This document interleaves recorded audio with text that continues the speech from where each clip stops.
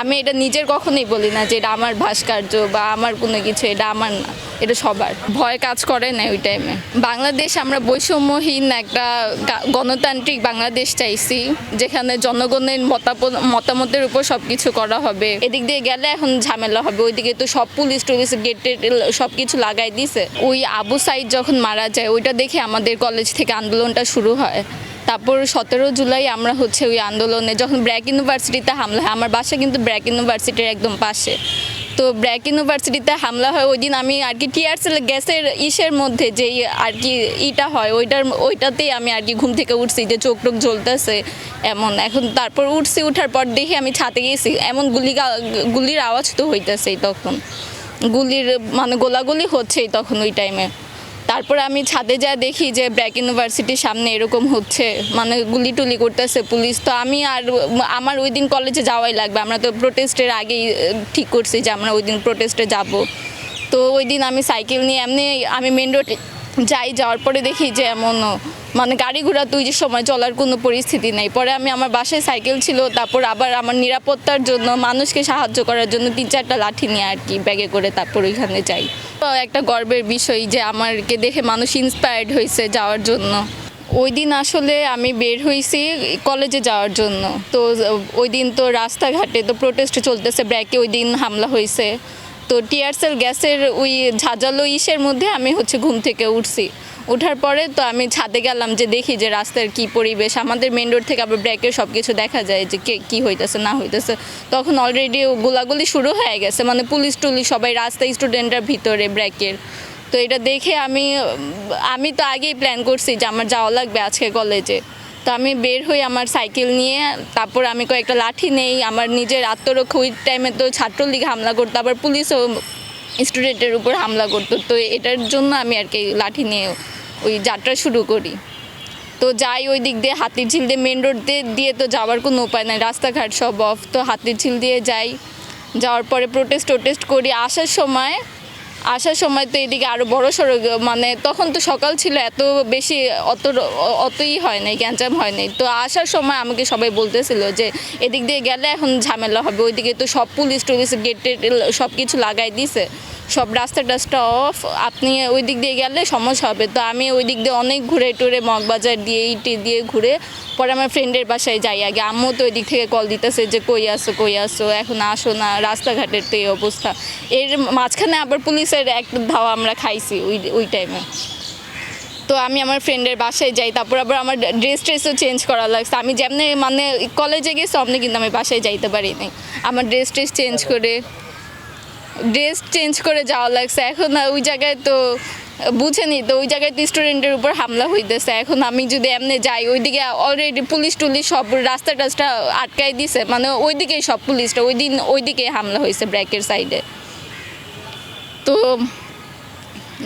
যাওয়ার পরে এমনি আমার ফ্রেন্ডের বাসা থেকে লাঠি টাঠি, তারপর এমনি কোনোভাবে ব্যাগের ভিতর ঢুকায় তারপর বাসায় যাওয়া লাগে।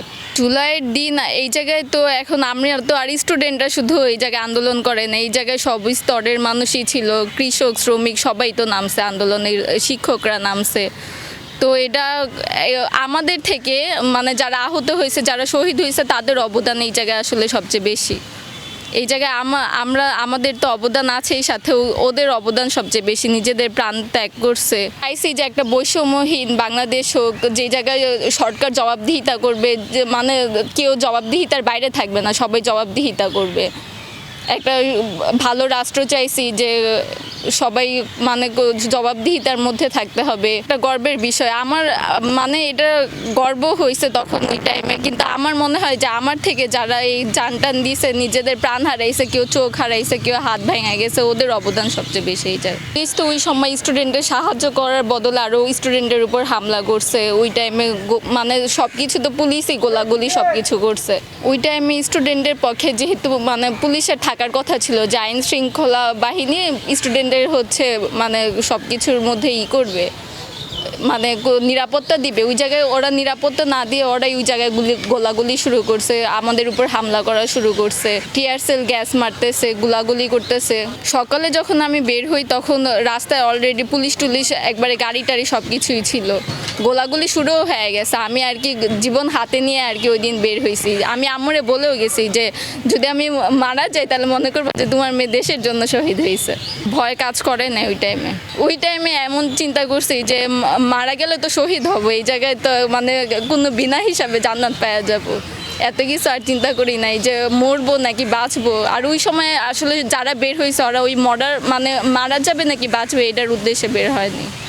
ওইটা মানে মানে কেউ আর কি নিজের হাতে জীবন নিয়েই বের হয়েছে ওই টাইমে। বাংলাদেশ আমরা বৈষম্যহীন একটা গণতান্ত্রিক বাংলাদেশ চাইছি, যেখানে জনগণের মতামতের উপর সব কিছু করা হবে, জনগণের কথা শোনা হবে, তারপর মানে সবার স্বাধীনতা থাকবে, এরকম বাংলাদেশ চাইছি। এখন অনেক কিছু পাইছে, এই যে যেমন আমরা এখন অন্যায়ের বিরুদ্ধে কথা বলতে পারি, তারপর স্টুডেন্টরা আগের রাজনীতির চেয়ে এখন অনেক মানে সোচ্চার হয়েছে যে এটা মানে অন্যায় দেখলে প্রতিবাদ করতেছে সবাই। অনেক কিছুই পূরণ হয়েছে, আবার অনেক কিছুই বাকি আছে। এখন এটা তো একটা বড় প্রক্রিয়া, এটা তো আর এত কিছু পাওয়া যাবে না, হবে সবাইকে ধৈর্য ধরতে হবে। ওই 5 আগস্টের আগ পর্যন্ত 17 জুলাই থেকে আমরা প্রতিদিনই বের হয়েছি প্রোটেস্টের জন্য।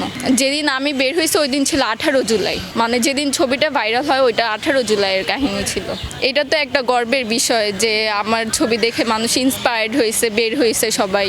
এটা আমার এখন নিজের যে আমার ওই যারা শহীদ হয়েছে এটা আমি নিজের প্রতিকৃতি মনে করি না, যেটা আমার প্রতিকৃতি, এটা সবার যারা সাহসের সাথে ওই সময় বের হয়েছে এটা সবার প্রতিকৃতি, সব স্টুডেন্টদের। এটা তো এখন ভালো তো লাগতেছে যে সবাই দেখতেছে চিনতেছে, যেমন বের হয়েছে একটা মেয়ে সাইকেল টাইকেল নিয়ে লাঠি নিয়ে, ভালো লাগার বিষয়। একটা ইতিহাসই এটা একটা, এখন ইতিহাসের এটা সারা জীবন সংরক্ষণ থাকবে, এটা একটা ভালো লাগার বিষয়, গর্বের বিষয় যে আমার এটা সবাই সবসময় যা দেখবে।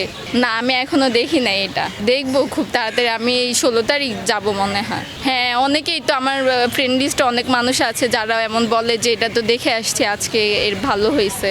আমি এটা নিজের কখনোই বলি না যে এটা আমার ভাস্কর্য বা আমার কোনো কিছু, এটা আমার না, এটা সবার। এটা ভালোই লাগছে যে সবাই দেখছে, সবাই জানাচ্ছে যে তোমাকে এই জায়গায় দেখছি, তোমার ওই জায়গায় প্রতিকৃতি আছে। তো আমরা দেখি যে অনেক জায়গায় জবাবদিহিতা করতে হয়, সরকারকেও জবাবদিহিতার ভিতর রাখা হয়। এটা একটা ভালো দিক যে মানে সবাই নিজের মতামত প্রকাশ করতে পারতেছে। আগে তো নিজের মতামত প্রকাশ করার কোনো স্বাধীনতা ছিল না, এখন এটা পাইতেছে সবাই।